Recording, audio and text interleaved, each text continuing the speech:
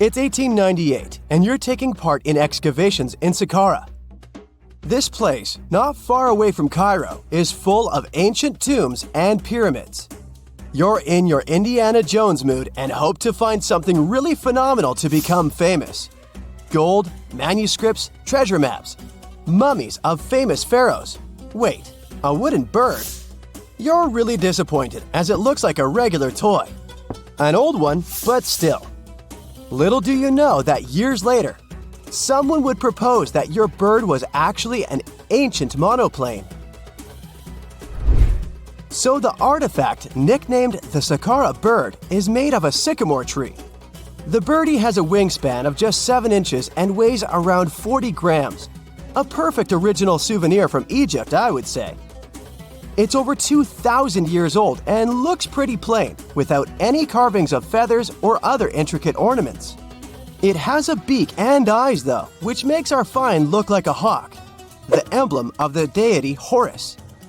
Its tail is rather unusual as it's squared, looks weirdly upright, and it seems like the sunken part of it was the place for a now missing piece. Humans love solving a good mystery, so there have been several attempts to explain the use of the birdie. First, quite simply, is that it was a ceremonial object. The second idea is that it was a toy for a child from some well-off family. It could have been some sort of boomerang, which was a popular concept in ancient Egypt. Then there was a theory that the bird had been used as a weather vane. But this one has been debunked as the figure doesn't have any holes or markings, except for the one made at the museum in Cairo to fix the exhibit on a stick. So there was no way to hang it in the past. Almost a century after the bird was found, Egyptologist Dr. Khalil Masiha proposed a new theory that it could have been a model of a monoplane. He believed the bird was missing a horizontal tailplane. Otherwise, it had its wings set at a right angle, similar to that of modern planes. It could have worked to generate the aerodynamic lift necessary for flights. Dr. Masiha also claimed that it was common at that time to place miniature models of technological inventions in tombs. So, did the ancient Egyptians really invent the plane in 200 BCE? That would make the Wright brothers, who are considered the inventors of aviation, really upset. They made one of their first flights only in 1903. There's just one way to know for sure, and that is to test the model. But you know, the ancient museum in Cairo would unlikely let one of their cherished exhibits fly around like a toy. That's why glider designer Martin Gregory built a similar model, this time of balsa wood, and concluded that even with the missing tailplane, the plane wasn't much of a flyer. Case solved? Not really. This didn't sound convincing enough to the History Channel, so they invited an aerodynamics expert to build another replica of the bird. He tested it in weather conditions similar to those in Egypt and was impressed with the little plane's abilities. So, if they did invent the prototype of a plane back in the times of pharaohs, it would be a good example of an oupart. That's an out-of-place artifact, an object that's way ahead of its time in terms of technology or history. And the Saqqara bird isn't the only example of such a revolutionary concept. In 1901, a group of divers retrieved the Antikythera mechanism from an underwater shipwreck near the Greek island of Antikythera. It's been dubbed the world's first analog computer, and it's currently dated around 100 BCE. The bronze mechanism could tell the position of the sun, moon, planets, and stars, as well as the lunar phase, the dates of upcoming solar eclipses, and even the speed at which the moon moves through the sky.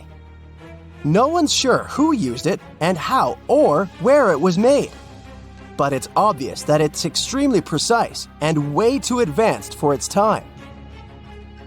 The first flushing toilets in the world were invented in the middle of the 20th century. Just kidding. The ancient Minoans on the Mediterranean island of Crete and the Indus Valley civilization both came up with this brilliant invention at the same time, around 4,000 years ago. The plumbing and sanitation were so well done that no one managed to design anything better until 2,000 years later. One ancient Minoan lavatory was discovered at the Palace of Knossos. It looks like it had a wooden seat set over a tunnel that directed water from a rooftop reservoir to an underground sewer. Other varieties got water from jugs. Only the super rich people could afford all this glory. So if you wanted to shop for real estate back then, the flushing toilet would be a telltale sign you were in the rich neighborhood. Automated doors became a cool, seemingly new invention back in 1931. But the technology behind them is actually much older. Think the 1st century CE old. Mathematician and engineer Heron of Alexandria came up with a hydraulic system to open and close temple doors. To bring it into action, you need to light a fire to produce heat. There was a brass pot under the fire, half filled with water. The inventor connected the brass pot to containers that acted as weights. When the fire was burning, the water moved into the containers. They went down and pulled the ropes. It was nothing like a supermarket door that opens in front of you before you even have time to think. Heron's door took hours to open, and there was no way to stop the process. That's why they only opened the doors once a day before people entered the temple, to add some mysticism at the temple during ceremonies. Spooky. Looks like the first ever battery was invented in Baghdad around 2,000 years ago. A German archaeologist found this oval-shaped clay jar in 1938. Scientists are still not sure what purpose it served and who exactly invented it. There is a theory that it was used for electroplating objects with precious metals. When they filled it with a weak acid like vinegar, the battery produced around 1 volt of electricity. Another theory says it was a vessel for sacred scrolls. Would you like to buy contact lenses designed by Leonardo da Vinci himself? In 1508, he invented a glass lens with a funnel on one side. You were supposed to wear it with water inside to improve your vision. Sounds a bit uncomfortable, doesn't it? So, around a century later, French scientist René Descartes decided to improve the idea and make the cornea contact the future lenses. Contacts because they contact your eyes, get it? The glass tube with liquid did help improve vision, but blinking was sadly impossible. 2.5 centuries later, new technologies in the glass industry let scientists design contacts that would fit in the eye and even let the wearer blink. Thanks, guys! Still, those lenses were made of heavy blown glass and didn't let the eye breathe. About 50 years later, contacts became plastic, lightweight, unbreakable, and scratch-resistant, but still covering the entire eye. And then, in 1948, an English optical technician accidentally sanded down a plastic lens and figured out they'd still be in place even if they covered only the cornea. Imagine you're living in 19th century London and need to send a message to New York. It would have taken about 10 days to get there by ship. So when delivery time went from days to hours in 1858, it was a true sensation. The first message was sent by Queen Victoria herself. It was all made possible thanks to the transatlantic telegraph cable, running under the ocean. Sadly, the new cool invention only lasted a few weeks. It took years to bring it back to life. There are so many ways to make airplanes safer. For example, they could have ejector seats so that every passenger could be rescued.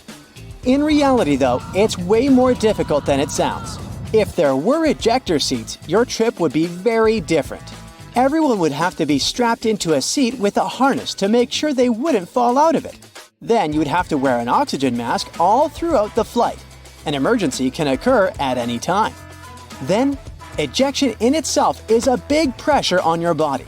Even fighter pilots who are physically prepared can still suffer severe injuries. For an average person, this process wouldn't be safe. So, however cool it sounds, ejection seats aren't very practical and are actually quite dangerous. Okay, well, at least they could have a parachute for each passenger, but this wouldn't be very useful either. parachutes only sound like they can save many lives. First, having them isn't efficient. They're very costly and heavy. So a plane would need to burn more fuel while flying if there were parachutes on board. It would all be worth it, though, if parachutes could make an actual difference to the safety of people, but they can't. Commercial planes aren't designed in a way that would make it safe to jump out of them, especially with a couple hundred people on board. Next, passengers aren't trained to use them. Imagine there's an emergency. The plane is falling, and 200 people are trying to deal with a parachute for the first time in their lives.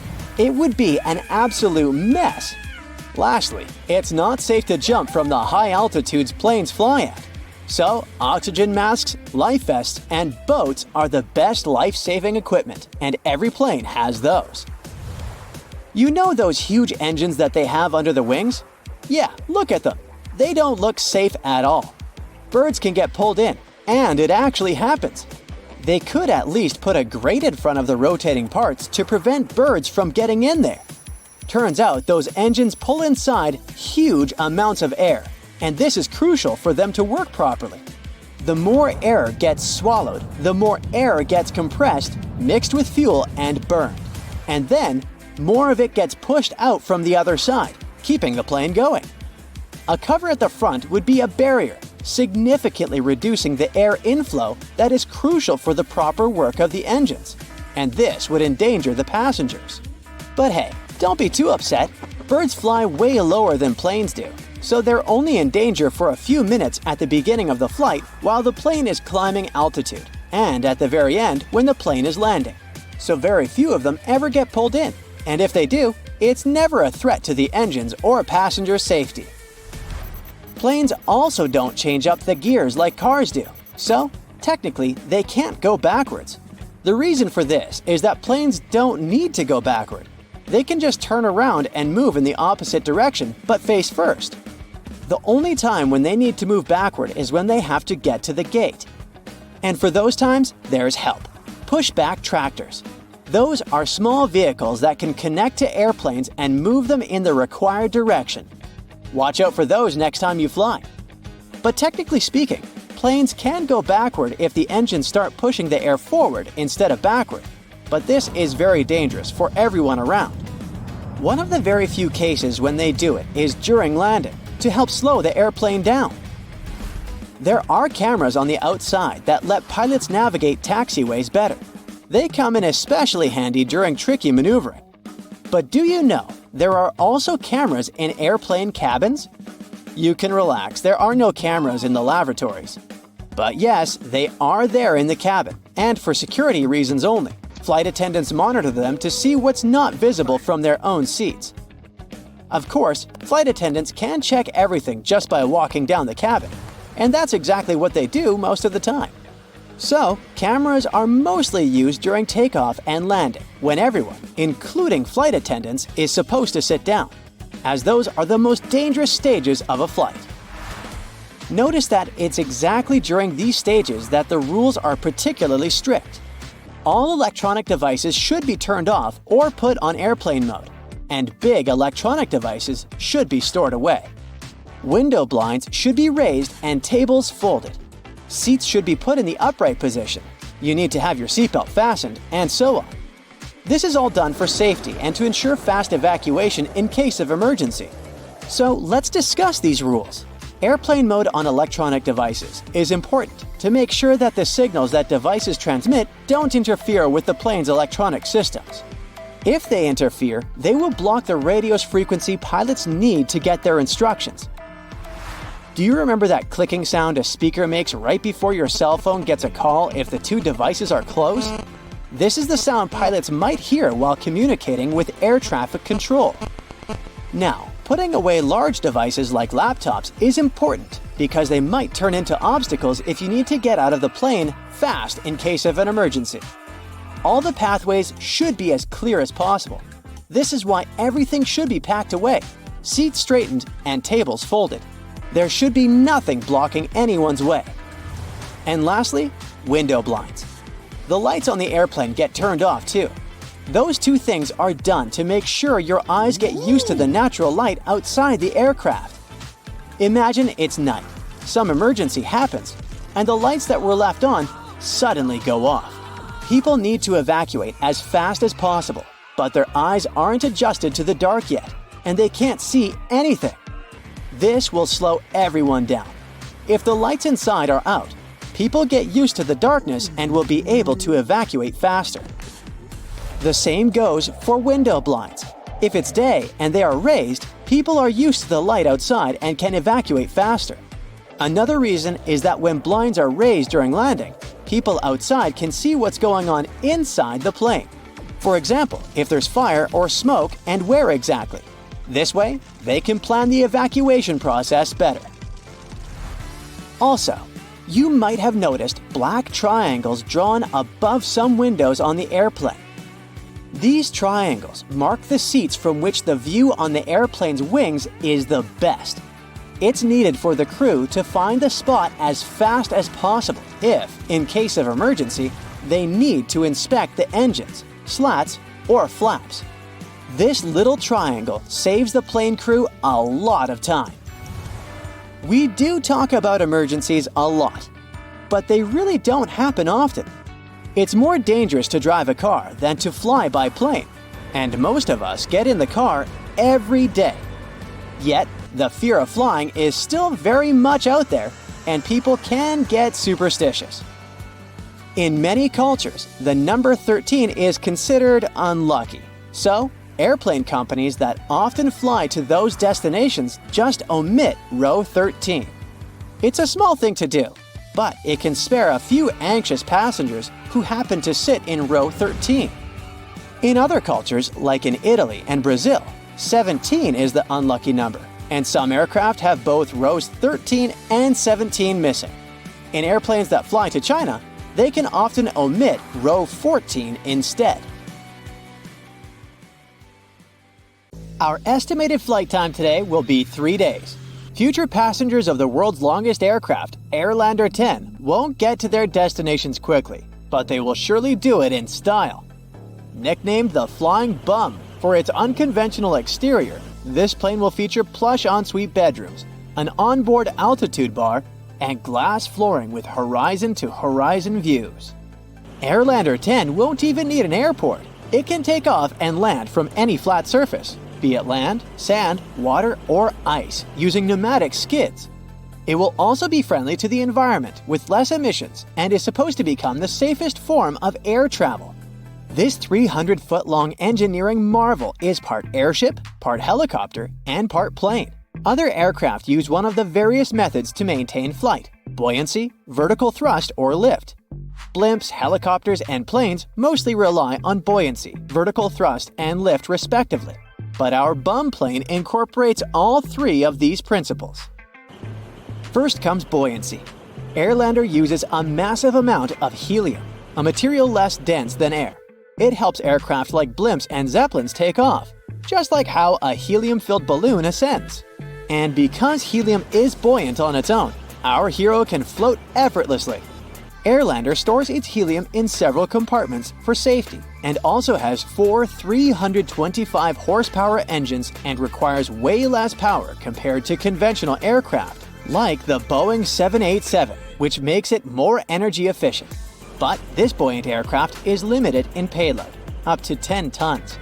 Its constructors could make the hull bigger to place more helium in it, but our plane is already the bulkiest in the world, so that would be too much. To help with this, the Airlander 10 is equipped with 2 vertical thrusters, like those on helicopters. They direct the air downwards, lifting the aircraft. And then there's lift, which plays a crucial role in the aerodynamics of flight. To get lift, you need air zipping over and around the wing, creating a force. Even though the Airlander might not have monster engines like a big jetliner, its huge hull gives plenty of space for air to do its thing and help it lift off. This unique hybrid aircraft has run several successful test voyages, so you can consider it a real thing. It will be a customizable transformer, good for passenger travel, cargo transport, extended flight operations, or scientific goals. Some of its configurations will be able to stay in flight for up to 5 days without stopping. It could be really useful for research missions.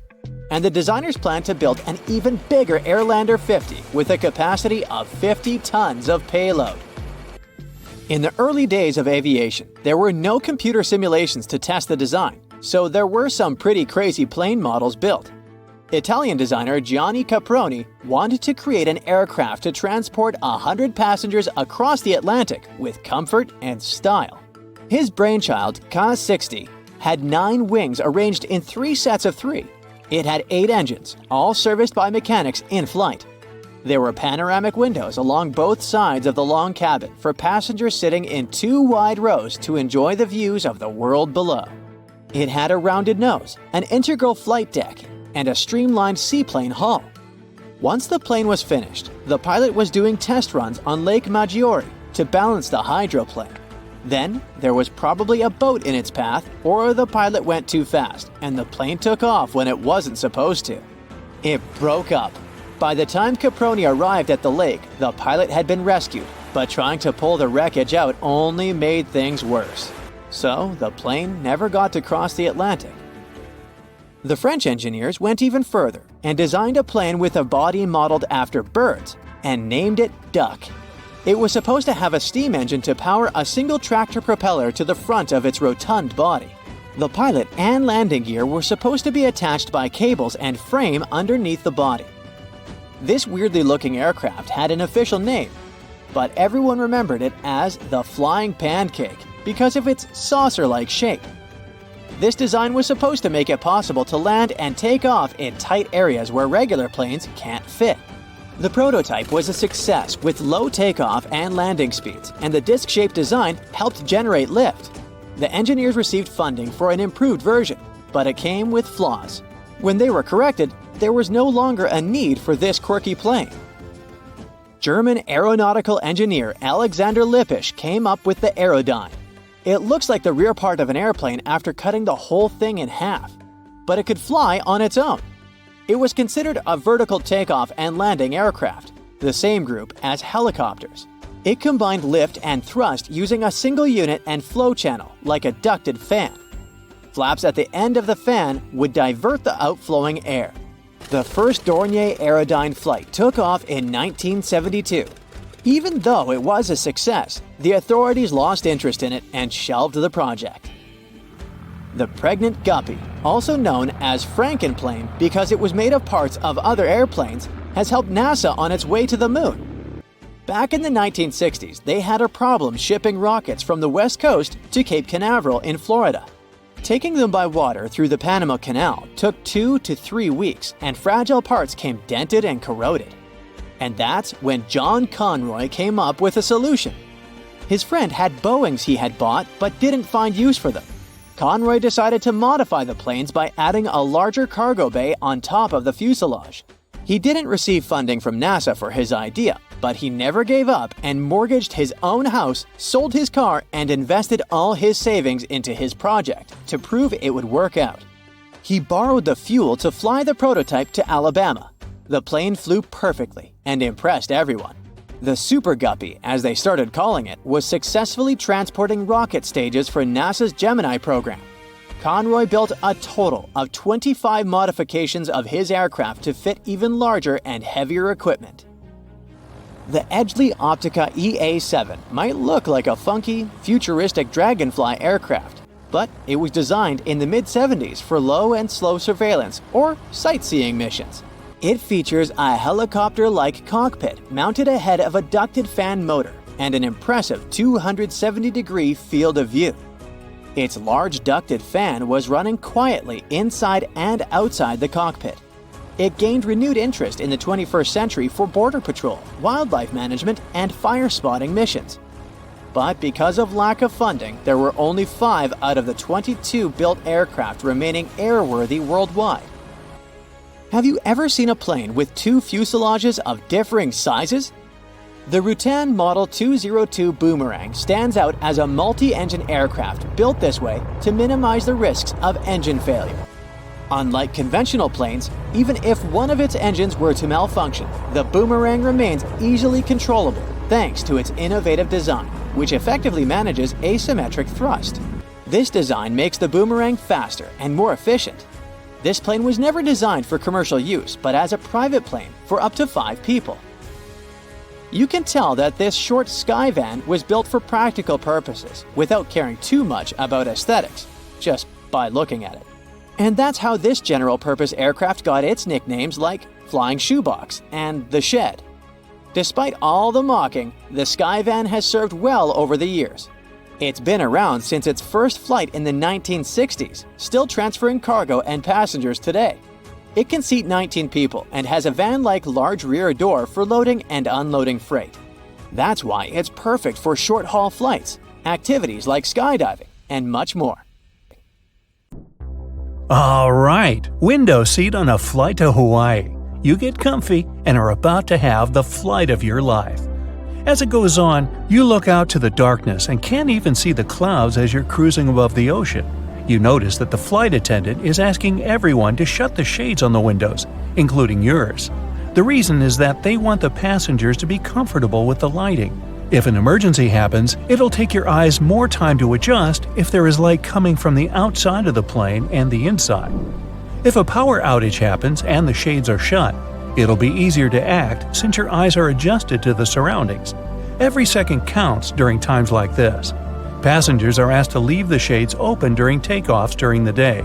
And during a day flight, the cabin crew also asks passengers to leave the shades open so that the natural light outside illuminates the plane's interior. Now, there has never been an incident in history where a phone signal interference caused any problems during a flight. The idea is that when you're thousands of feet in the sky, your phone signal will bounce off different towers and the signal will get more powerful. This normally won't be a problem in mid-flight when the pilots aren't doing much work. The real concentration and critical moments are during the landing and the takeoff. The phone signals will just flood the networks on the ground, which will make the pilot's job just a little bit more annoying. Now, it seems to bother you that the windows on the plane are so small given the improved technology over the years. The windows on airplanes are so small relative to the size because they need to maximize the hull between them and increase the strength of the frame. The overall frame over the plane is actually at its strongest if there aren't any windows at all. Metal fatigue occurs over time, originating at the weak points of the plane. The bigger the windows, the weaker the frame. You lift the shades just to take a peek outside. You're so far from the ground, it looks like you're actually closer to space than Earth, but you're only 7% the distance from where astronauts go. Planes can technically go higher than that, but they can't because it won't be good for the passengers and the crew members. Planes can sometimes cause lightning storms during a cloudy flight, but don't worry, you're safe. The static creates lightning whenever a plane passes through, and it can strike while it's moving. But over the years, technological advancements improve the quality of airplanes. The electrical current of lightning is distributed throughout the aluminum structure so that it doesn't affect the controls. Some people start panicking on the flight. All the windows are shut because the flash of lightning is disturbing for many people who are trying to sleep. One person panics a little too much and tries to open the exterior door in mid-flight. Well, this is almost impossible to do because of internal pressure. You'd have to be a superhero to open it up. The plane exits the cloud cluster back into normal sky. The flight attendants are bringing out some dinner. You pull out your tray and wipe it clean. It's reported that this is the dirtiest part of the plane. Nope, not even the toilet. After cleaning it, they serve some chicken and little veggies on the side. The smell is incredible, but when you take a bite, it somehow doesn't taste as good. It's because the difference in air pressure and the low humidity alters your taste buds, especially the sweet tooth part and the salty buds. Only a few hours left until you arrive at your destination. You wake up and the flight attendants ask you to put on your seatbelt and tuck in your tray. The plane lands and parks. You're the last one out and make your way to the baggage claim. The conveyor belt rotates, but you don't see your bags. When flights lose your baggage, there's a pretty good chance that they're still in the location where you traveled from. Occasionally, they can end up on other flights due to human error. The flight agencies can recover your luggage if you file that they're missing. You read the signs on the flight destination screen showing the arrivals and departures. These signs are written in 3 specific fonts so that people can read them from afar while walking. As you continue walking, you stare out into the large window panels. These windows are made of special material. It makes you feel like you're closer to your plane than when you look through regular ones. You notice they're driving the bags to the planes for loading and refueling them before takeoff. They fill up the planes with just enough fuel to take them to their destination, rather than pumping them with a little extra. That's because they need the planes to be as light as possible, since fuel is heavy. You head outside and feel the hot wind of Hawaii in your hair. It's only a matter of time before you're dipping your feet in the ocean water. You try to find a taxi, but they're all taken. Taxis are yellow because a salesman in 1907 had a lot of cars in his lot and didn't know what to do with them. He decided to start a taxi business to make use of those idle cars. To make them stand out from the rest of the cars, he decided to color them yellow. According to a survey, yellow cars are the easiest to spot on the street. School buses also use yellow to stick out from the crowd. Colors are important in our daily lives, just like the colors of a traffic light or the flashy red color of a stop sign. But it wasn't always red. In the early 1900s, the red dye wasn't consistent and faded over time, so they used yellow instead.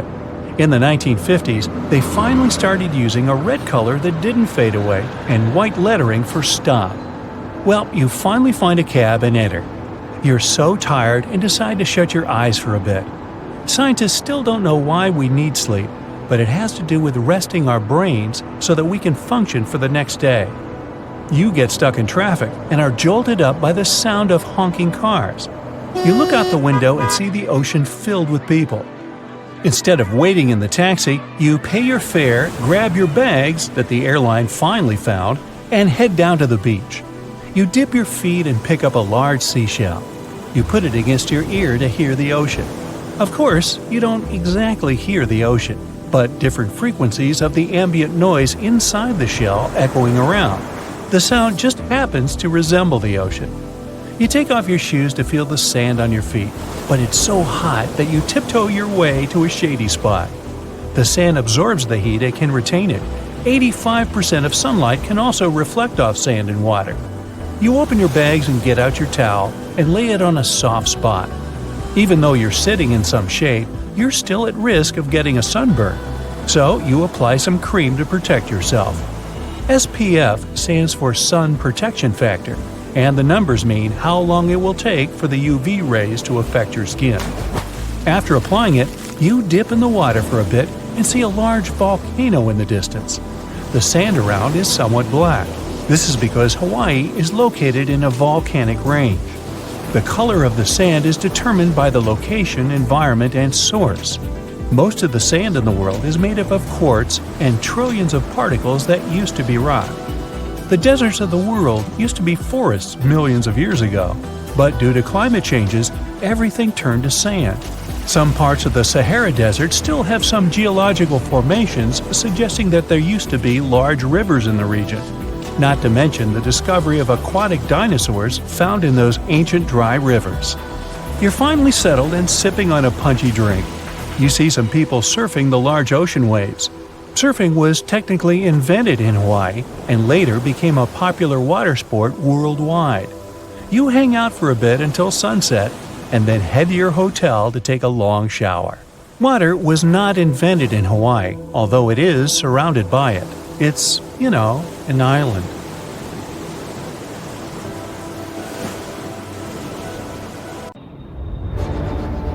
The plane had been in the air for a mere 25 seconds when the pilots noticed weird noises and bizarre vibrations. They tried several ways to improve the situation, but nothing worked. The engine surges continued, and just over a minute into the flight, when the plane reached 3,000 feet, both engines failed. First the right one, 2 seconds later the left one. The pilots decided to return to the airport they had just left. At the same time, they tried to restart the engines. Nothing seemed to work. The flight crew made a decision to pitch the plane down and then level it off. Perhaps it could help them gain some speed for the glide. But soon, they realized they wouldn't make it to the airport. Was the plane going to crash? That's when the miracle at Gotrura occurred. The morning before the flight started as usual. Regular pre-flight procedures, good weather.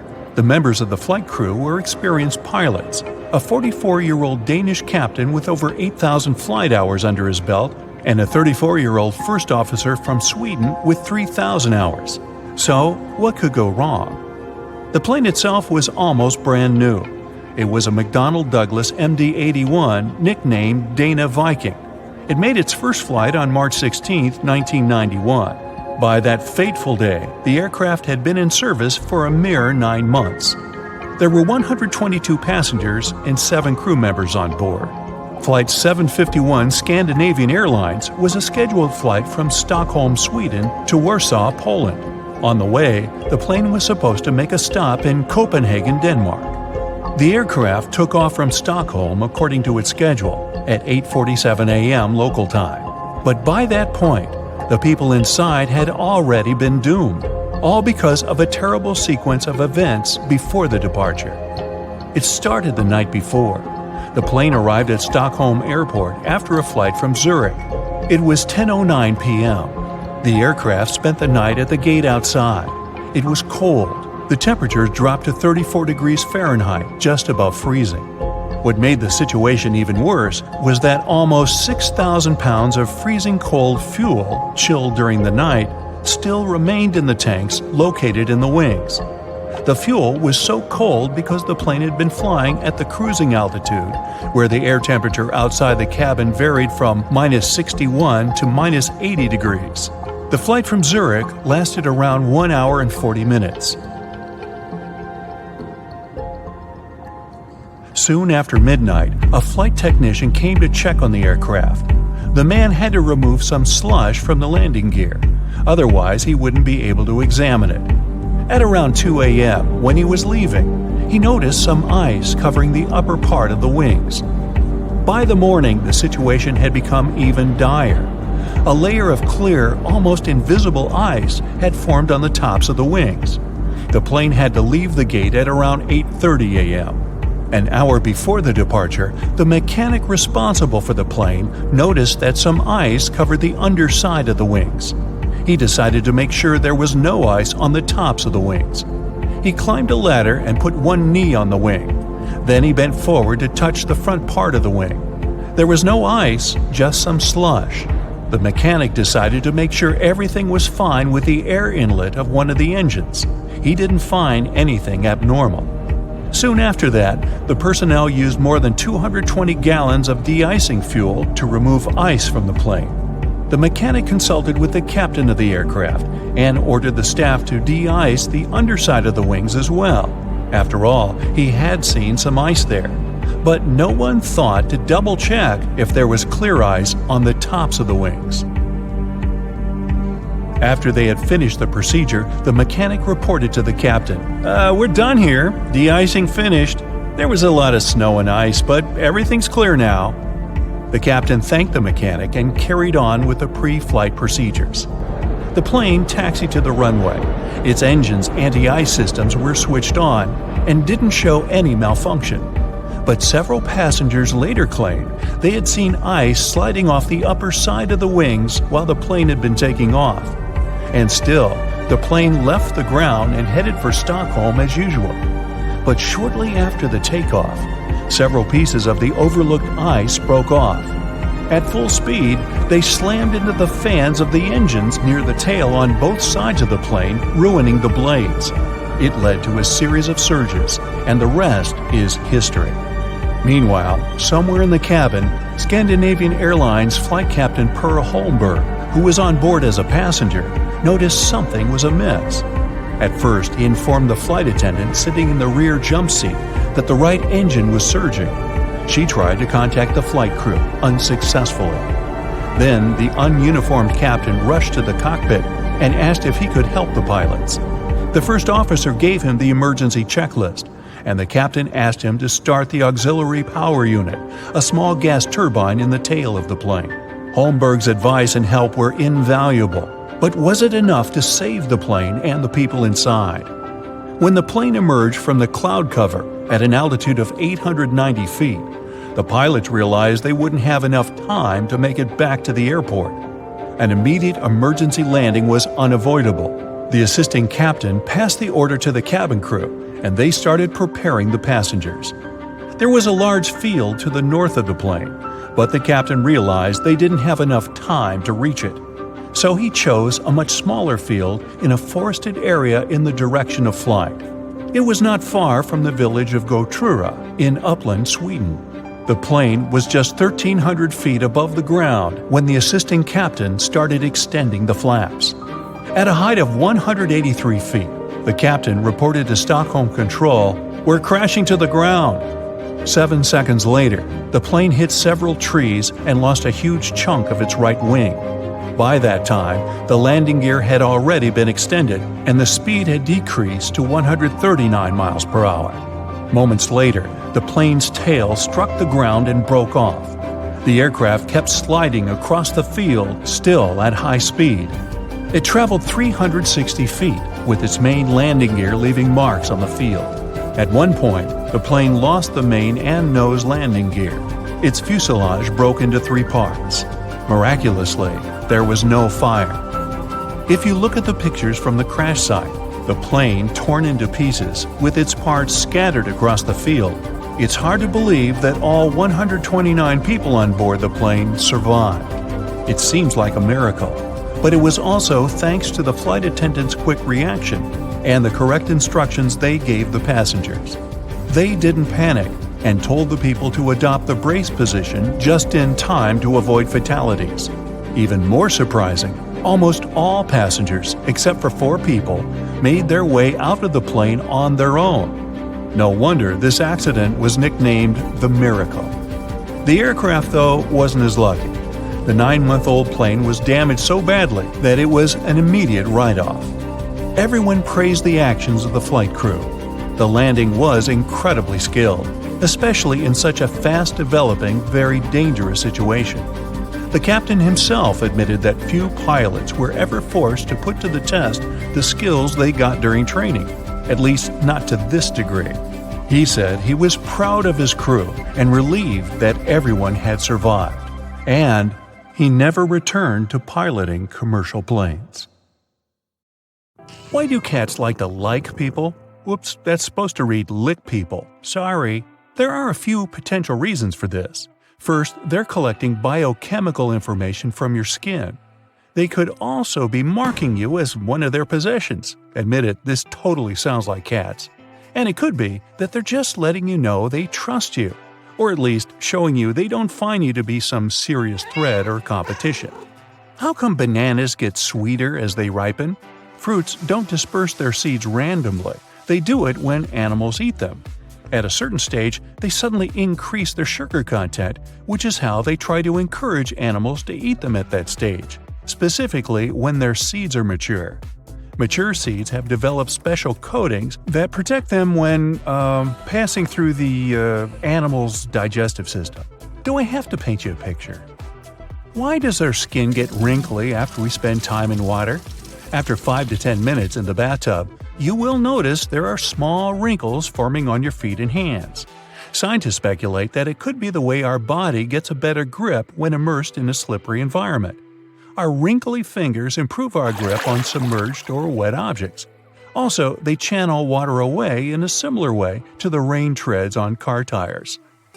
When you eat something really sour, you just don't feel it on your tongue. Sometimes your entire face contracts, so everyone around can see that you don't like the food you're eating. That specific sour flavor that causes this reaction is the result of the hydrogen ions that acids release when they mix with saliva. Yes, that's a mouthful of science.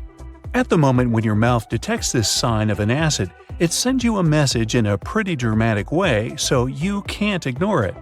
It's an evolutionary response that made sense in the old times, because many of the plants that our ancestors found in nature and later wanted to consume were poisonous, especially plants with sour flavors. So even today, your taste receptors light up and your face twists in a way that is out of your control when you taste something like that. Like this. A lighter color on an airplane is actually heavier than darker paint. The color white requires a higher solid content than black to get the necessary saturation. And the higher the solid content is, the heavier the paint is going to be, which is why white paint is one of the heaviest.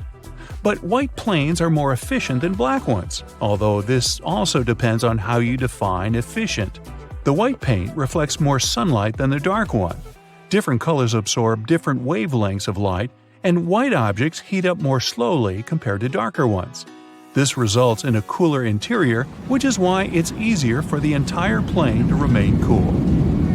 If your hot tea tastes odd when you drink it out of a plastic cup, don't worry, it's not just you. You might imagine that the tea is dissolving something from the plastic, but this most likely isn't the case. The taste you perceive is not just the action of your taste buds. All senses are contributing here. That's why strawberry mousse has a sweeter taste on a white plate than on a black one. And you get the feeling chips are crunchier when you hear those specific higher frequency sounds as you eat them. Also, hot chocolate has a better taste when you drink it from an orange cup. We are kind of conditioned to drink hot tea from ceramic cups, which is why seeing it in a plastic cup subconsciously makes us expect vending machine tea that won't taste good. Flamingos often stand on one leg, and one theory says that's because it helps them conserve body heat. One piece of evidence for that is that they tuck one leg up more often in water than on land. Others believe this is how they save energy, not heat. These birds are definitely more stable on one leg when it comes to standing for long periods of time. That's because they can lock the tendons and ligaments in their legs in a stable position, which means their muscles don't have to work hard to stay in one place. Plus, it's actually a classic look, don't you think? Why do repetitive noises annoy us so much? It's simple. They're constantly attracting our attention so we can't focus on other things. We stop reacting to certain repetitive sounds like ticking clocks really quickly. But some are just too annoying, like a slowly dripping faucet. The reason why this bothers us so much is the lack of control. When you know you can stop the noise anytime you want, you won't find it that annoying.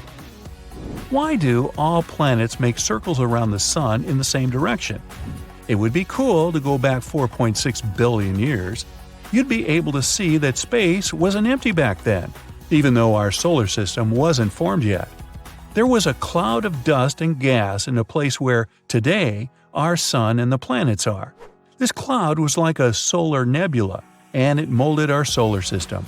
Generally speaking, a nebula is a huge cloud of gas and dust that occupies the space between stars and helps form new ones, together with the planets that orbit them.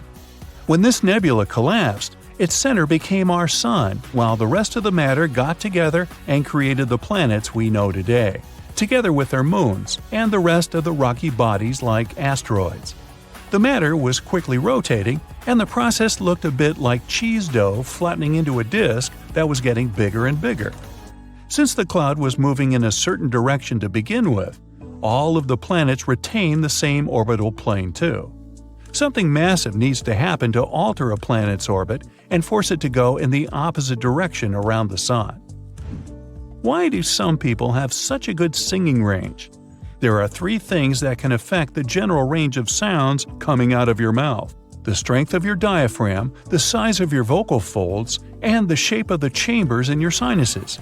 But making the sound beautiful is largely a question of practice. Practice? Yep. At the basic level, you hear a note and reproduce it with your voice. But the true difference between being able to just hold a tune and having a lovely singing voice is related to the thousands of small muscle contractions that are mostly unconscious. They adjust your muscle mechanism where you produce a voice with the emotions you have while singing. Like with other musical instruments, a wider finger span can help you while playing the piano. But the rest is learning those subtle things like pressure on the keys and timing. Now, why do dogs hear higher pitches than us? Humans hear frequencies up to approximately 20 kHz and dogs up to 45 kHz. Nearly all mammals can hear higher frequencies than other vertebrates. Birds hear up to 12 kHz and reptiles, amphibians, and fish up to 5 kHz. Mammals don't need to hear high frequencies to communicate with each other, but so they can locate where a certain sound is coming from. The special way of hearing that mammals use, binaural spectral difference cueing, works in a way that our brain compares the frequency range of a sound as it gets to each ear. Head shadows one ear, so some of the frequencies get absorbed, and our brain absorbs higher frequencies more than lower ones. And the smaller the head, the less effect it has on lower frequency sounds. That's why the animal must be able to hear high frequencies to hear a wider spectrum of sounds. A mouse needs to hear up to 90 kHz, and an elephant is fine with just 10. Dogs have smaller heads than us, so they're in the middle category. Why are oceans salty? Well, chemically speaking, salt is sodium chloride, and the salt in the ocean isn't just these two, but many other ions like calcium and magnesium. Most of these start out like rocks on land. Certain things like wind and rain erode these rocks, which basically means they gradually wear them away. So we can say most of the salt in the ocean comes from rocks. Minerals from these rocks leach into streams and rivers. They carry the salts away into the ocean. About 85% of the ions in the ocean are sodium and chloride, while magnesium and sulfate make up around 10%. And some of the salt that ends up in the ocean doesn't stay there. Animals consume a lot of it. But because of a steady supply of runoff from the surface, levels of salinity are pretty much constant. The ocean also gets its salt from one more source: hydrothermic fluids. Magma coming from behind the Earth's crust heats up deep sea vents. When they get hot enough, they lead to chemical reactions between the seawater and all the minerals from the rocks around the vents. That's why every part of the ocean is salty, but the level of salinity depends on where in the world you are. So take that with a grain of, The plane rumbles into life and is soon roaring down the runway. You look out the window and your heart is racing. How exciting to be going on a holiday, finally. It's only once you're above the clouds at 35,000 feet that you get up for a stretch. You look down the aisle and notice that the cockpit door is open. To your growing horror, you notice that it's completely empty. The pilot's either napping somewhere, gone for a comfort break, or there's no one flying this thing. You ask the flight attendant, who tells you the truth. The plane is fully automatic, and there's nothing you can do. Self-flying planes are no longer the stuff of science fiction. They're already here. Many companies say pilotless passenger flights are simply a case of not if, but when. The issue is convincing the general public that they're safe. Some don't realize that once the seatbelt sign has been switched off, your typical passenger jet is likely flying by itself already. The autopilot can even climb, descend, and turn as instructed. We've already been flown about by an automated system. We just didn't realize to what extent. A commercial airliner can already land itself, though it's tricky to set up. Presently, 2 well-trained pilots are still required to be in the cockpit, for now. Many companies, such as Merlin Air, have been testing small 2-engine planes to autofly in the Mojave Desert. Airbus performed its first fully automated takeoff in December 2019, though there were 2 pilots in the cockpit, just in case. Some companies are developing hardware and software to retrofit older planes. The aim is to replicate everything a pilot can do via a set of computer systems. The barrier, they say, is human rather than technical. Old-fashioned lack of trust. The technical term for fear of flying is called aviophobia. It affects millions of people, up to 40% of all flyers. They're still flying, but they're just not particularly happy about it. Between 2.5% and 5% of the population are so anxious they won't fly at all. And yet, statistics continually reveal that flying is one of the safest means of travel, with nearly 95% of transportation fatalities in the US occurring on the roads. If you were to fly 500 miles every day for a year, the fatality risk is still only 1 in 85,000. Or, to put it in simpler terms, for the average American, the risk of a serious accident is just 1 in 11 million. There are much higher odds of being struck by lightning. Companies may be well served by offering breathing exercises and other strategies to make their customers feel more comfortable. It's surprising that airlines haven't already implemented a variety of programs to make travelers feel more relaxed. After all, many of these air accidents are caused by human error. Being automated may be a safer option. Then there's the other argument that it takes humans to create the automated systems. There's no doubt, though, that fully autonomous aircraft will soon be with us. As the population grows, our cities expand, and there will be more need for faster and more efficient travel. Many people will be reliant upon flying taxis to bypass hectic environments. They already exist. Not only can they cover short distances, but potentially thousands of miles. They can cover the same distance that a car can in a quarter of the time. They're much like helicopters in that they're capable of vertical takeoff and landing, known as VTOL, making them able to land and take off from almost anywhere. They will also be built of quieter mechanisms to keep noise pollution down, better than a train rattling past your bedroom window. They also use electric propulsion systems, which will keep emissions low. No endless traffic jams and mouthfuls of fumes. The difference with air taxis is that there's no pilot, with the destination locked in from the beginning. The challenge for designers is how to operate in environments with numerous structures, such as buildings and bridges, and how to navigate moving obstacles as well, such as other aircraft and even flocks of birds. Tackling a variety of weather conditions, too, can also make for complicated and even dangerous possibilities.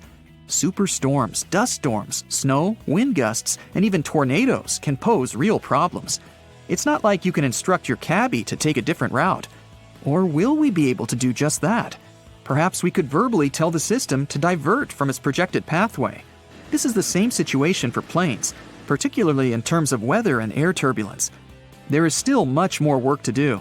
Air taxis can only accommodate a limited number of people, though it's projected that short-range flights could carry up to 14 people.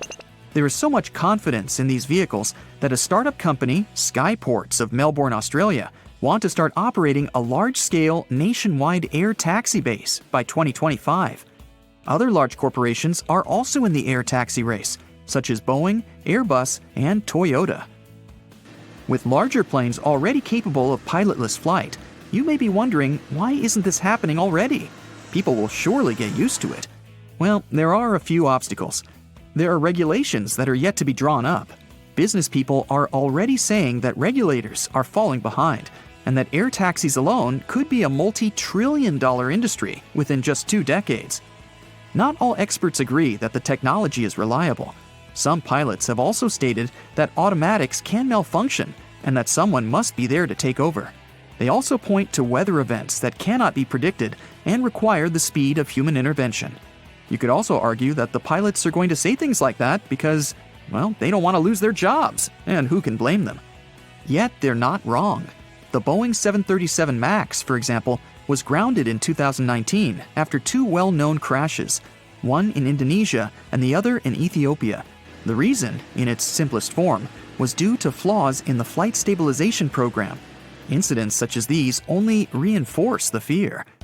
While pilots rightly say they've had to intervene when computer systems don't function correctly, in return, there's been documented crashes because pilots did not trust their systems and ignored warnings.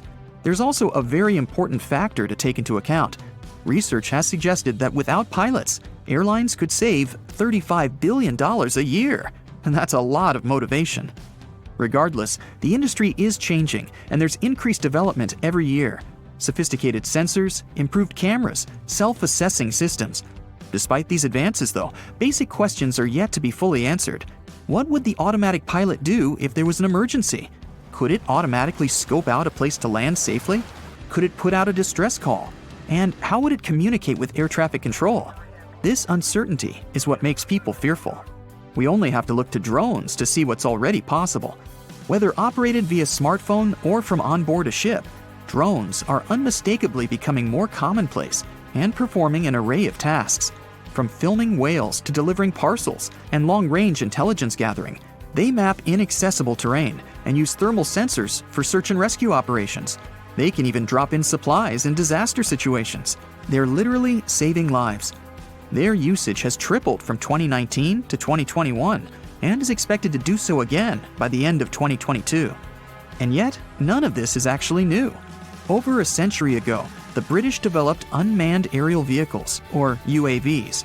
They managed to fly a radio-controlled monoplane on March 21, 1917. More prototypes were developed over the decades, and in the 1940s, thousands of pilotless drones, or OQ-2 radio planes as they were known, were built. Many variations have been used ever since. Model enthusiasts have been using radio-controlled toy planes for decades. Drones continue to grow in popularity due to their high level of convenience and effectiveness. For these reasons and more, the technological advancements continue at breakneck speed. And yet, their full potential has not been reached, not by a long shot. If drones can be used for such extraordinary means, imagine what pilotless planes could do. The sky is literally the limit. While many are still fearful, people have already been flying for well over 100 years. The technology is there. It's whether the public is ready, in a manner of speaking, to take the leap that counts. Oh boy, you take your seat on the plane and look around. It's a large aircraft, spacious and new. You look up. Something draws your attention to that small compartment above your seat that contains your oxygen mask. Come to think of it, you've only ever seen it during the in-flight safety demonstrations. Maybe it's for the better, you think, and relax into your seat. Screaming and powerful jerks are what wake you up. One of the flight attendants is saying something in an urgent voice, but still disoriented after your nap, you can't catch the meaning of the announcement. And then, right in front of your face, you see an oxygen mask. Uh-oh. You place the mask over your face. You did pay attention to the safety demonstration, Then you grip the armrest and close your eyes, trying to calm down, however impossible it sounds. But do you know what's going on inside your oxygen mask? Well, let's talk about it. An oxygen mask deploys automatically in case of loss of cabin pressure. It might happen for several reasons. For example, some problems with the fuselage or malfunctioning of the valves pumping air into the plane. But most of these incidents aren't life-threatening if the masks deploy as they're supposed to. The problem with the air above 10,000 feet is that it contains too little oxygen for people to breathe. That's why, once a plane rises higher than that altitude, the pressurization system springs into action. Its main task is to create the same breathable conditions as at the height of 5,000 to 8,000 feet. Now, if, for some reason, this system fails, oxygen masks drop. If this happens, it's crucial to put your mask on within the first 18 seconds after it deploys. If you procrastinate, you'll feel the effects of hypoxia, low oxygen levels in your blood, very fast. You'll become drowsy, and if you keep ignoring your oxygen mask, you're likely to pass out. Anyway, you acted fast and can now breathe freely. But for how long? And is it really oxygen that you inhale? Well, first of all, you notice with horror that your mask doesn't inflate. No worries, it shouldn't. It's supposed to rise and fall along with your breathing. So everything functions perfectly fine, even if it might seem it's not working. Now, hold on to your hats, here's shocking news. There isn't actually any oxygen in the mask. Instead of the gas, there are several chemicals. When they combine, they mimic good old breathable oxygen. The main reason for using the chemicals is safety issues. This mixture is way less combustible than oxygen tanks. Anyway, the chemical reaction that is happening in a deployed oxygen mask is the reason why you might smell something burning when putting it on. That's the chemicals mixing and forming the new substance. In case of a real fire, your mask simply won't drop. The chemicals inside can, unfortunately, fuel the flames. Oh, and don't forget that in your mask, there's only enough oxygen for 20 minutes at the most. This time is usually enough for the plane to get down to the necessary altitude. When the chemicals in the mask are all used up, the mask stops the flow of air. But by that time, you're already at an altitude where you can breathe without additional help. By the way, oxygen masks are not used too often. On U.S. airlines, it's only been 2,800 cases over a period of 40 years. In other words, additional oxygen was necessary a mere 10 times per 1 billion flight hours. The average cruising altitude of a commercial aircraft is 31,000 to 38,000 feet.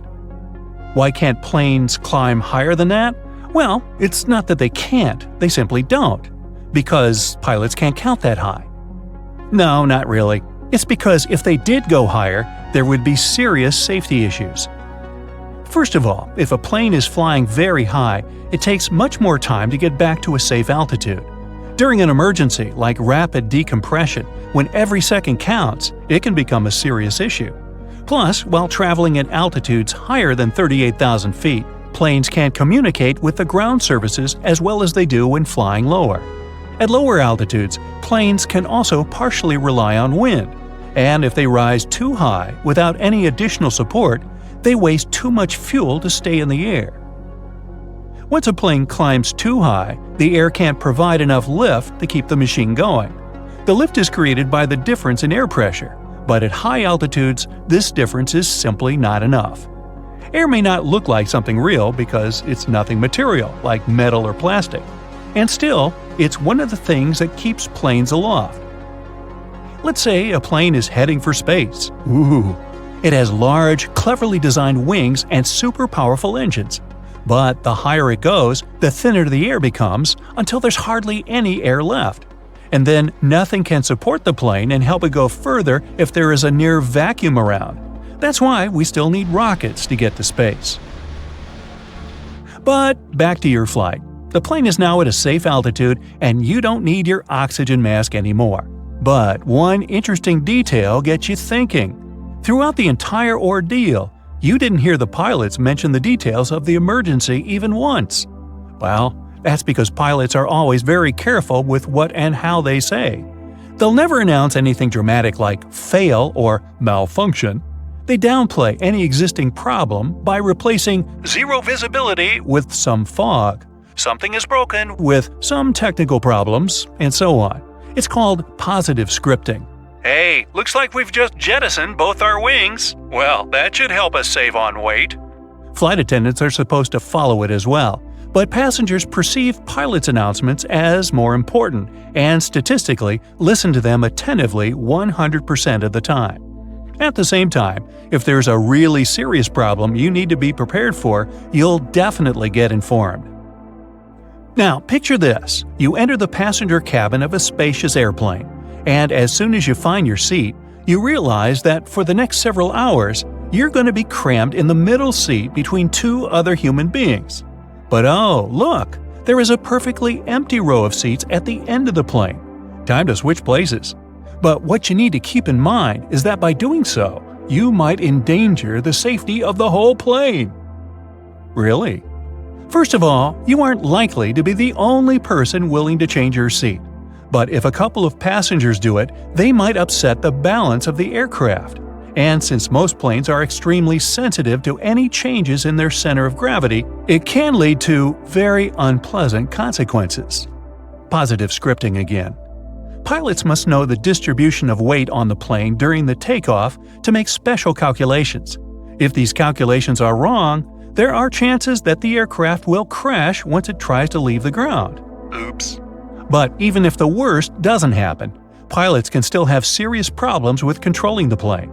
For example, one pilot almost didn't manage to turn the plane after just 4 passengers had left their assigned seats and moved to the front of the cabin.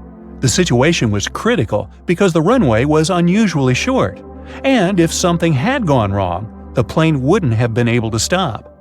It can also mess with the plane's balance if the airport staff load baggage incorrectly, for example, in the rear compartment instead of the front one. In this case, the machine can pitch up too fast, and the pilot will have a hard time trying not to lose speed.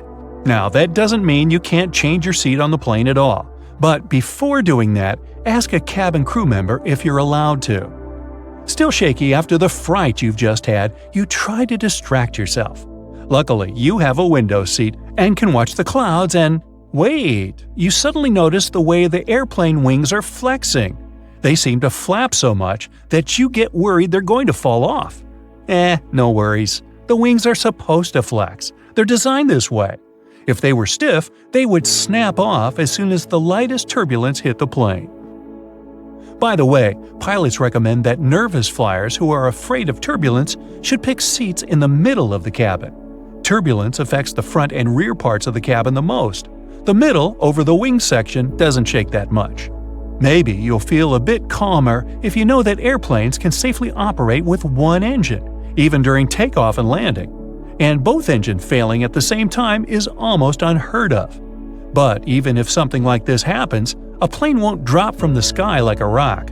If both engines stop working at a high altitude, pilots still have at least 20 minutes to find a place to land. A plane can land even if its wheels are broken. It does sound scary, but if the landing gear gets stuck, pilots just skid the plane's belly down on the runway. If everything's done correctly, such landings are more or less safe. Ladies and gentlemen, we're about to land in our destination, more or less. Are the letters SSSS on your boarding pass a reason to worry? What's much more dangerous than turbulence? Should you really be the first to board the plane? You're about to figure it out. You might have noticed that most planes have blue seats. There's no mystery here. Airlines opt for this color because it's considered to have a calming effect. This color supposedly puts passengers at ease and helps even the most nervous flyers to relax. But there's also another, more practical reason. Stains, dirt, and scrapes are less visible on dark blue fabric. Never throw your boarding pass away in a public place. It contains tons of your sensitive information, including your name and frequent flyer number. This, in turn, may allow someone else to check your future bookings, change your seat, or even cancel your flights. So the best way to deal with the boarding pass for a flight you've already boarded is to take it home and feed it through a paper shredder. By the way, if you ever see the letters SSSS or S on your boarding pass, get ready for additional security checks. Instead of these letters, there may be a checkerboard pattern. Anyway, if you have any of these marks, your carry-on luggage can also undergo a thorough inspection. Why might they choose you for secondary screening? Some of the criteria are making a one-way reservation or paying cash for your ticket. In some cases, the selection is absolutely random. Look, your gate is open and the boarding is started. Wait, where are you running? There's no need to hurry. The trick experienced Globetrotters use is always board last. For one thing, you don't have to waste time standing in line. Then, there are fewer people on the jetway and in the aisle, and you spend less time on the plane. No one is going to take your seat anyway. There's one exception though. If you have a bulky carry-on bag, it may make more sense not to board last. Otherwise, the chances are high that all the overhead bin space will be occupied by the time you reach your seat.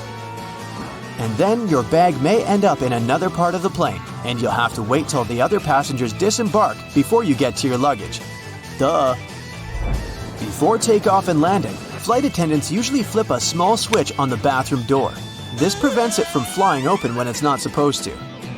With the same ease, a flight attendant can open the door when someone is inside. Look, they only need to lift the lavatory sign and move the knob into the unlocked position. Pilots don't worry about turbulence. That's because they know that there is a thing way more dangerous than any turbulence. It's an updraft. In most cases, turbulence only drops you a couple of feet down, even though it might feel as if you're falling from the top of the Empire State Building. If the turbulence is strong enough for the pilots to ask flight attendants to sit down, the plane can go 10 to 20 feet down. The most extreme white-knuckle turbulence is super rare.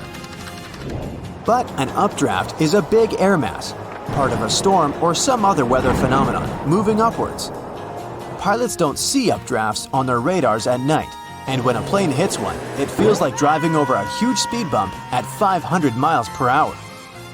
An updraft is also extremely treacherous because it can push an aircraft upward to dangerous altitudes.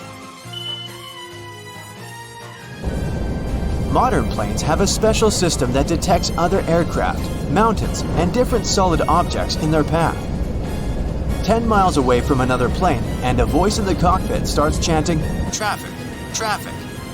5 miles closer, and the same voice begins to give pilots the directions. Airplanes can operate with one engine, even during takeoff and landing. Both engines failing simultaneously is almost unheard of. But even then, a plane wouldn't drop from the sky like a rock. Pilots would have up to 20 minutes to find a suitable place to land. The way the cabin is pressurized has a great effect on your taste buds.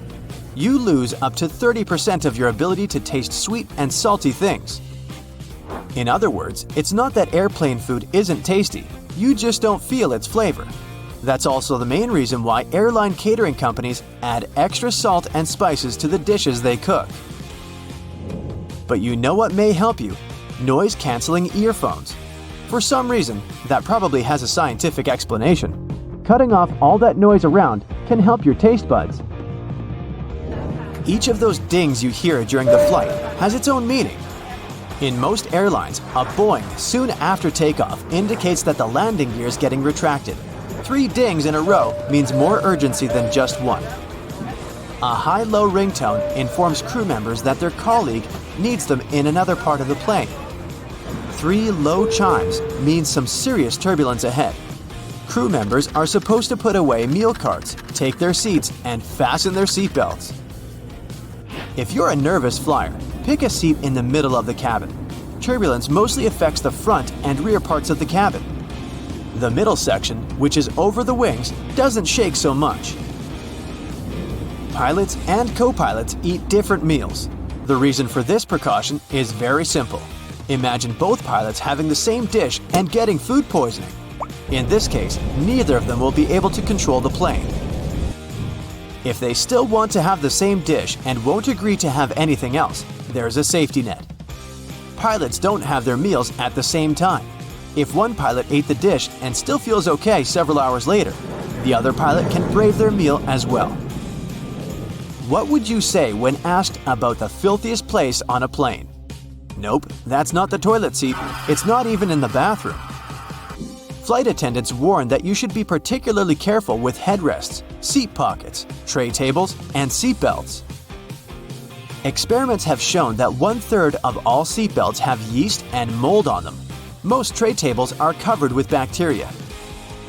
Seat pockets are extremely filthy too, but headrests are the dirtiest of them all. In most cases, flight attendants don't have enough time to change or disinfect them in between flights.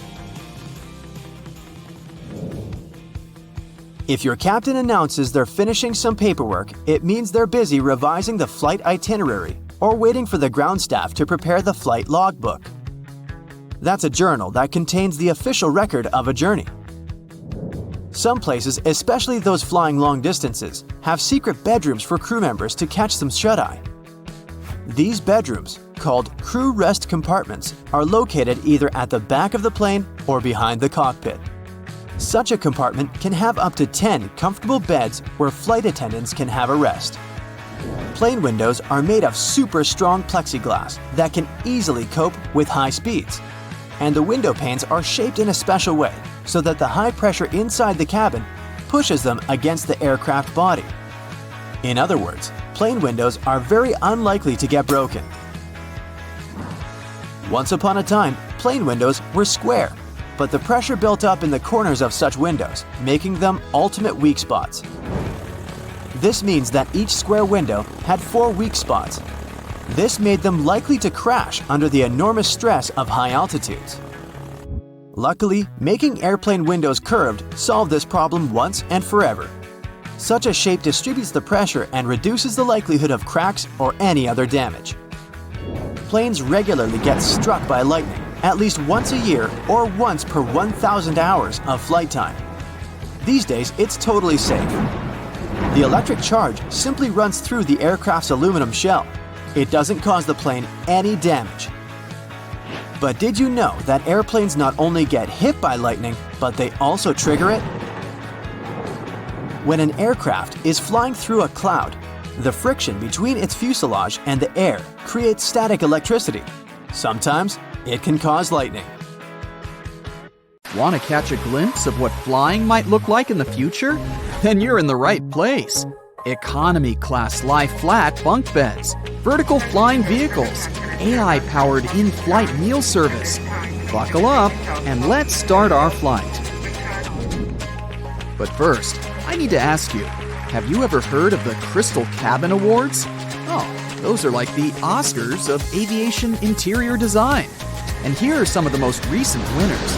Meet Skynest, a lie flat bed for people traveling in economy class.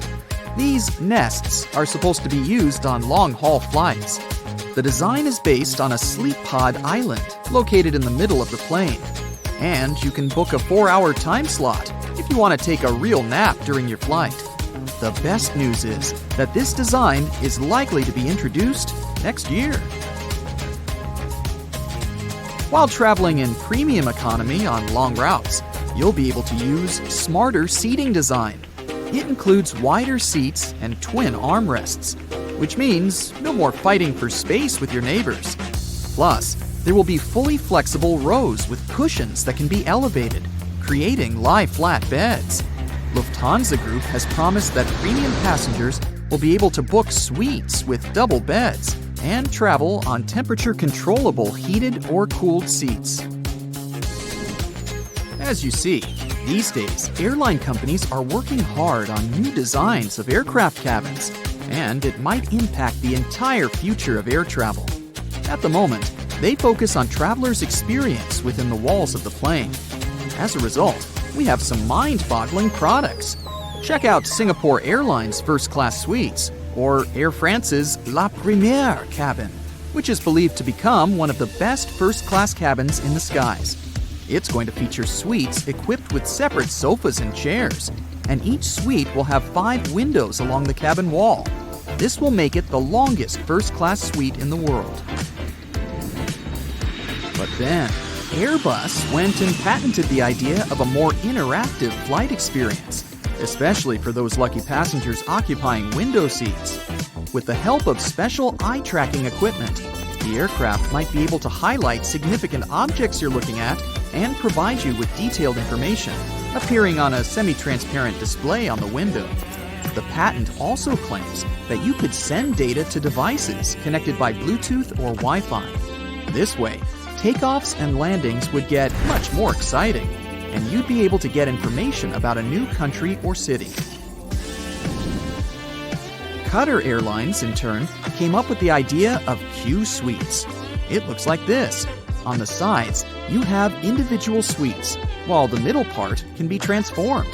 You can choose to have a double suite to travel together with your partner, or you can have some private space, or even move the walls and turn the place into a quad suite that you can use for a meeting. There might also be some improvements in economy class. They're bound to bring more comfort, especially on a long-haul flight. A company called Zodiac Seats filed a patent based on a zigzag configuration of seats. Look at this aisle, which contains 3 and 4 seats, with each of them facing in the opposite direction. This allows for way more shoulder space than regular seating. Plus, passengers have a lot of leg space. Yes, some people might feel a bit uncomfortable having to face their neighbor for more than 8 hours straight, but aren't these space improvements worth it? Now, you might know that moving around the cabin while flight attendants are serving meals and beverages is kind of tricky. Plus, you have to eat at a specific time with everyone else. Or, if you're not feeling hungry, forego the meal altogether. Well, robots might be the solution.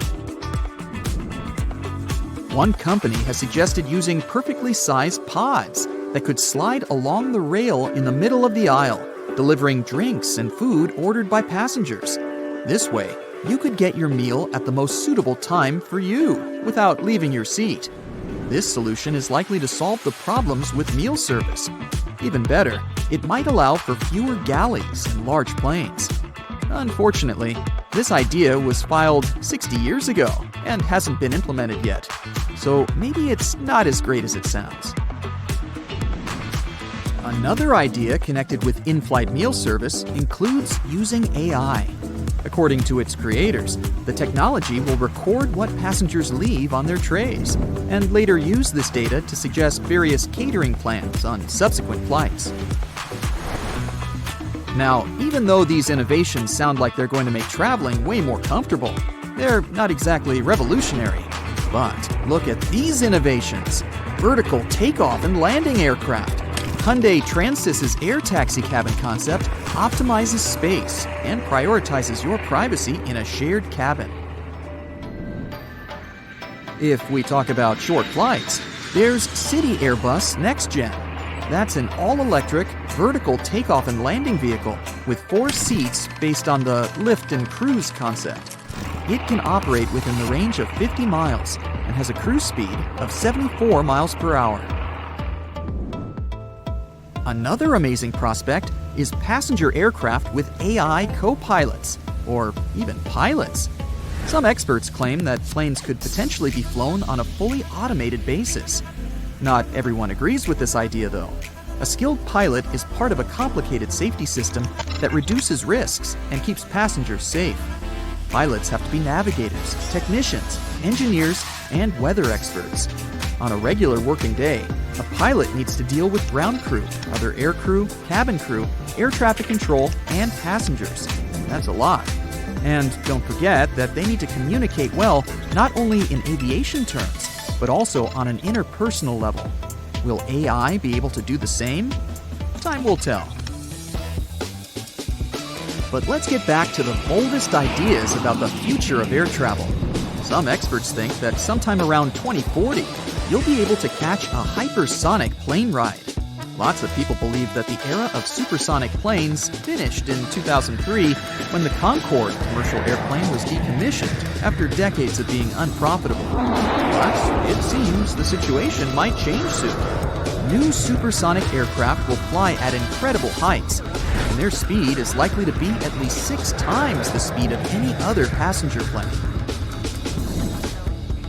Traveling from New York to London, in this case, will take less than 2 hours. By comparison, these days, it takes a conventional airplane 8 hours to fly from one of these cities to the other. There is one problem, though.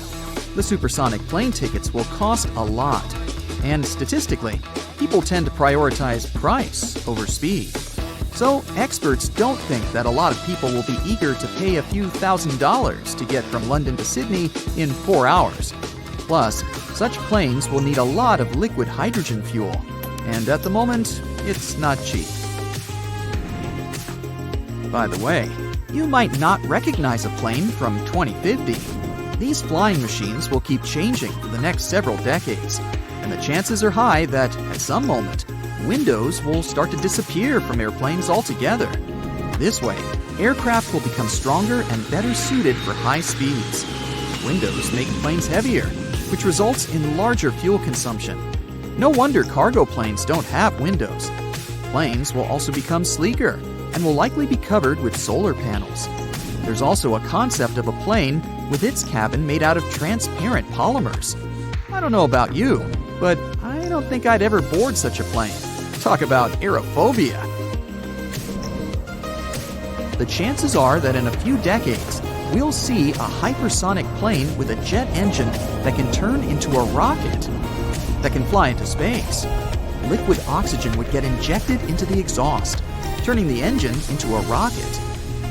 It would help the aircraft reach enormous speeds, and on the way back, the engine would turn into a regular jet engine once again. A lot of airports are built near water, and there's a whole bunch of reasons for this. First off, most airports are located in big cities, and big cities are usually built near some form of water anyway. Back in the day, before trucks and proper roads were built, goods were transported by ship. Having a river or ocean nearby was vital to deliver essential supplies to the cities, like food and building supplies. It also allowed for trading to boost the local economies. Because most people travel into big cities for business and holidays, rather than rural areas, it made sense to build the airports there. The high demand for travel meant that the airports were needed and also made them profitable. But that's not the only reason they're built near water.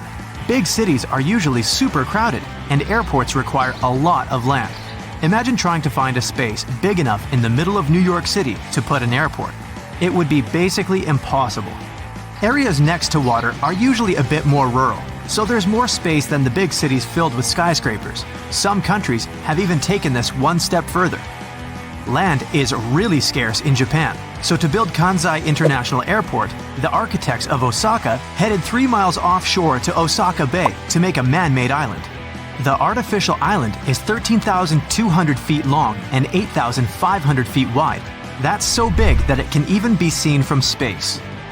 It took a whopping 38 months to complete, and travelers can get across to the main island of Honshu via car, railroad, or high-speed ferry. Kansai International Airport opened in 1994 and became the world's first airport to be built on the sea. Despite its location, it has the longest airport terminal in the world with a length of just under 1 mile. Airplanes also can't have any obstacles around them when landing. It would be really difficult to try landing a plane with obstructions. These include trees, mountains, buildings, and power lines. Over water, nothing will restrict planes from taking off or landing, making it much safer. On mountainous islands, runways are often parallel to the ocean, as the mountains are inland, just like in the Gran Canaria Airport located on one of the Canary Islands. It also links to safety reasons. If a plane has to cancel a runway landing and go back around again, there must be enough room for it to do this safely without hitting anything. It's also got to be able to climb back up into the air at a safe angle to avoid causing problems for the passengers inside. Reaching this safe altitude is much easier, quicker, and safer by the sea, compared to big cities or mountainous areas. Speaking of failed landings, pilots are trained to deal with engine failure on takeoff. If a plane reaches the right speed for takeoff, it has to leave the runway, even if the engine fails. But don't worry, planes can still fly with only one engine. It just requires a bit more effort. Because of the reduced capacity, it takes longer to reach the right altitude, and more space is required for takeoff. Taking off towards the ocean makes it easier to climb to a safe altitude without worrying about colliding with any obstacles. Another reason for airports being built at water level is that the higher up we go, the thinner the air becomes. It causes the thrust of the engines to decrease, as well as the lift produced by the wings. Setting off from higher areas means it's more difficult for the planes to take off. In terms of money, this would mean building longer runways, which would cost more, and no one wants that. This also means the planes require less fuel as they don't burn as much energy on takeoff, and there's less noise made as the planes don't have to work as hard. But despite this making the planes less noisy, airports are going to have pretty high noise levels. Imagine hearing planes zooming over your house while you're trying to get sleep at night. This is a key reason why airports are usually built on the coast, far away from any residential areas, as fish aren't generally known to file noise complaints. In some countries, airports actually have to provide upgrades for nearby houses that will be affected by the noise. Germany is one of these countries, and they do everything from improving roofs to adding wall insulation to cover all that noise. Building by the coast means that they don't have to pay up for all these expensive upgrades, which saves the airport lots of cash. Coastal areas also have weather advantages for flying. Sea breezes are steady winds that blow from the water to the land. Planes mostly land and take off with the wind, making it the perfect place to build an airport as there'll be no delays caused by unexpected strong winds. But while the sea breezes that come in spring and summer are great, areas near water can be prone to fog during fall and winter, so this part has its pros and cons. But not every airport is on the coast, as it does also pose a number of issues too. One of the biggest is birds. Our feathered friends love the coast because of all the yummy fish, but they can cause big problems for pilots. But airports manage to get around this using scare tactics. Birds don't really enjoy noise, and planes aren't the quietest of things. Airports also make loud bangs and even train hawks to take down birds that are in the way. The most obvious risk of building close to the sea, though, is flooding. Airports cost crazy amounts of money to build, and planes aren't cheap either. Back in 2018, Kansai Airport was flooded by Typhoon Jebi. They had to cancel all operations for 2 days, and the water was so high that it damaged the engines of the planes. While coastal airports put measures in place to protect against flooding, it's pretty difficult to save everything from a typhoon. With rising sea levels and an increase in extreme weather, these floodings are also looking more and more likely to happen. A quarter of the world's 100 busiest airports are less than 32 feet above sea level, and 12 of those, including New York, San Francisco, and Shanghai, are less than 16 feet. Yikes! All that water poses another problem. If planes overshoot the runway, they have nowhere to go. Overshooting is basically when the pilot underestimates the length of the runway and doesn't reach takeoff speed in time. There are usually extra bits of concrete or grass that the plane can run onto when the airports are on land. There'd be a bit of damage to the plane in this case, but nothing major. But with coastal airports, the plane might go straight into the water. Luckily, there's new tech that aims to prevent this from happening. These new kits let the pilots enter in all the flight calculations, including the weather conditions that could affect takeoff. This system then calculates how much runway the plane will need to stop. Many airports also have added soft concrete to the end of runways to avoid a watery disaster. When the plane glides onto this soft concrete, they get stuck and it stops them traveling too far. There are also financial issues with building airports next to the water. Land rent next to the coast or lakes is usually higher than the mainland due to the demand. Like 40% of the US population lives on the coast, despite coastal areas only making up around 10% of America's total landmass. Airports require flat land to be built on, but this isn't always easy to find, and coastal land can pose particular problems due to sand conditions on marshland. But this doesn't mean it's not possible.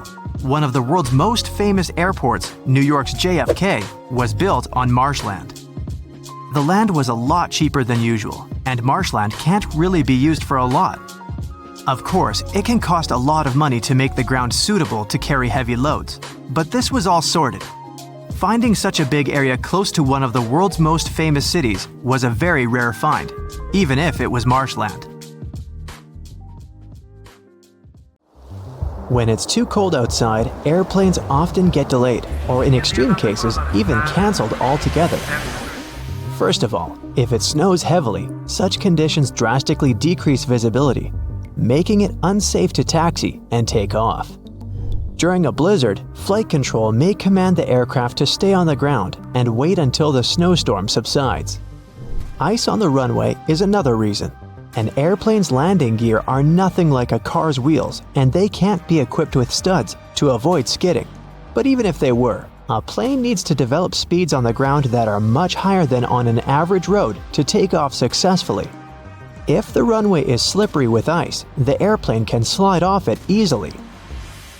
Things like this actually happened in the past. For example, in January 2014, the JFK airport in New York was shut down after a plane skidded off the runway and into the snow. Luckily, no one was injured, but the airport staff had to dig the aircraft out of the snow, and even the local police joined the efforts. Same story with landing, which is even trickier in freezing conditions because a plane is in much less of a controlled environment and traveling at even greater speeds. What's more, while an airplane that's about to take off and skidding will probably get into an open area and stop there, one that's about to land could end up crashing into the airport's infrastructure. Needless to say, that's way more dangerous for everyone. Freezing weather conditions can also cause frost and ice sheets to build up on the plane itself. Airplanes are carefully engineered, and any tampering with their structure may cause huge trouble. As experienced pilots say, even a thin crust of ice over the wings of a plane can mess with their delicate design and destroy lift. Planes can be de-iced though. The airport staff usually spray them with a special solution that doesn't let the ice build up on the aircraft's skin. But back to the runway. If it's covered with ice, there's little you can do. Unless the sun is shining, the chances of safely removing the ice from the pavement are almost zero. There's also a chance of damaging the pavement, making potholes, which can result in safety concerns for both takeoff and landing. Imagine driving over a pothole in a car at full speed. Pretty unpleasant. And now multiply it by about 1,000, because a plane is much heavier than a car, and don't forget that the landing gear is not exactly there for driving. Jet fuel and the equipment that pumps it can freeze too if the temperature is too low. The fuel freezes at -40 degrees Fahrenheit, but that can only happen on the ground before takeoff. At a cruising altitude, temperatures may drop as low as -70 degrees Fahrenheit, but since the liquid is inside the plane and burning down steadily, it's much warmer there. On the ground though, nothing stops the fuel from turning into ice. If that happens, no flights are available, obviously. Same goes for the pumping equipment. Even if the fuel is still liquid, the pump may cover with ice and just stop delivering the fuel into the plane's tanks. In the worst case scenario, it might even break down, leading to expensive repairs and prolonged delays in flights. Finally, ground crews have to do a lot of work before takeoff or landing, and they're all human after all, so they can't bear the freezing cold for too long. This issue is often resolved by tag teaming. One group of workers goes out in the field to do the job, while the other is waiting for them in a shelter. After 20 minutes or so, the first group returns to warm up, and the second one takes up the job where the first one left it. Although it's efficient, it still slows down the operations a lot, so that might also cause delays. But despite all the trouble freezing weather can cause, it's actually more beneficial for a plane than extreme heat. Cold air is denser than hot, so planes gain more lift and stay truer while in the air. They're more easily controlled in flight too. Air molecules are slower and closer together, creating a steady flow of air around the wings and cockpit. At high altitudes, the air naturally becomes thinner as the air molecules spread out and become more scarce. That's exactly why planes can't get to the upper layers of the atmosphere. There's just not enough air there to create sufficient lift. The same happens when it's too hot down on the ground though. Air molecules get faster and spread out, meaning the plane's wings don't have as much air to push off and get into the flight mode. To take off in extreme heat, a plane has to move much faster to generate enough air resistance and lift. But to move faster, the plane needs its engines to work better, and that's also impossible when it's too hot. As the air gets thinner, the amount of oxygen decreases too. And jet engines use oxygen in the atmosphere for combustion. When they lack this crucial element, they can't convert enough energy into thrust, meaning slower acceleration and worse energy output overall. So the problem is that the plane has to have a longer runway distance to build up enough speed and lift to take off, but it can't because its engines are not working to the best of their ability. This usually doesn't cause trouble, but only up to a point. When the temperatures on the ground level reaches about 120 degrees Fahrenheit, some flights can get cancelled because it's simply dangerous for them to try and take off. Other planes are more heat resistant and powerful, but that also depends on the heat. Some aircraft even have to reduce their weight by removing part of their fuel, cargo, or even passengers when it's too hot. Lighter load means better acceleration before takeoff, and it doesn't help to avoid cancellations, but it also means planes aren't working to their full capacity. The average cruising altitude for an airplane is about 35,000 feet. They don't technically need to be so high up, but that altitude gives the best speed and efficiency. Air gets thinner at higher altitudes, which means less wind resistance, but less lift. For most commercial aircraft, the area between 30,000 and 40,000 feet is the sweet spot where the two factors balance out. You probably still aren't using a laptop from 1999, and your computer isn't flying at close to the speed of sound. Fortunately, planes have a much longer lifespan than computers. There are airliners from the early 1970s that are still just fine. They might not be able to keep up in terms of speed and fuel efficiency, but older planes are no less safe than their modern counterparts. Contrails, those white trails airplanes leave behind them at high altitudes, are easily mistaken for engine exhaust, but most are nothing more than water vapor. During a flight, moisture in the air collects in the engines before being vented with the exhaust. The hot, wet air leaving the engines mixes with the cool, dry air found at high altitudes, resulting in long, thin lines of vapor.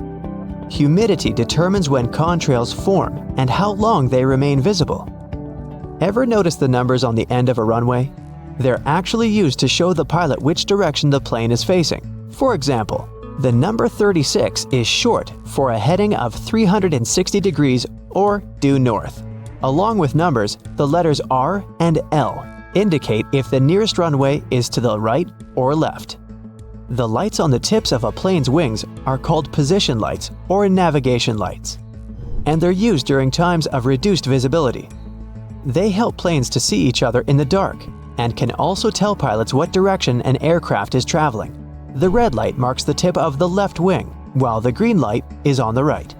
The third light is white and found on or near the tail. It might seem odd that the flight crew cares whether your window shades are up or down, The main reason is so that the passenger's eyes can adjust to the outside light. Mostly, it's just a matter of getting people on and off quickly. But in an emergency, the last thing they want is people stopping to blink before they evacuate the plane.